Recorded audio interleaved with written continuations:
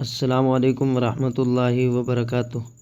میرے محترم دوستو، آپ کو ایک نیک مشورہ دینا چاہتا ہوں۔ وہ یہ ہے کہ اگر تم یہ چاہتے ہو کہ جنت کے بہت سے درخت ہمارے حصے میں آویں تو سبحان اللہ والحمد للہ ولا الہ الا اللہ واللہ اکبر خوب پڑھا کرو۔ اگر چاہتے ہو کہ قیامت کے دن ہم سایہ میں ہوں تو سورہ بقرہ آل عمران کی تلاوت کیا کرو کہ وہ صاحبان کی شکل میں ہوں گی۔ اگر چاہتے ہو کہ ہم کو جنت کا چشمہ ملے، خیرات جاری کیا کرو۔ اگر چاہتے ہو کہ ہم کو خوب کپڑے ملیں تو تقوی و دین کو مضبوط پکڑو۔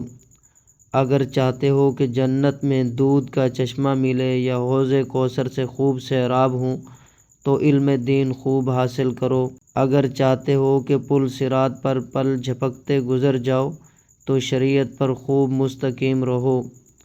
اگر چاہتے ہو کہ صراط پر ہمارے پاس نور رہے تو نماز کا خوب اہتمام کرو۔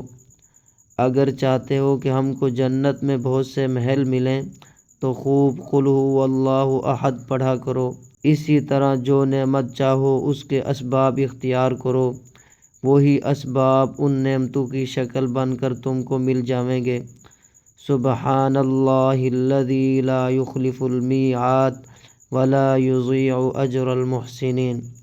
مفتی محمد افضل عفا اللہ عنہ۔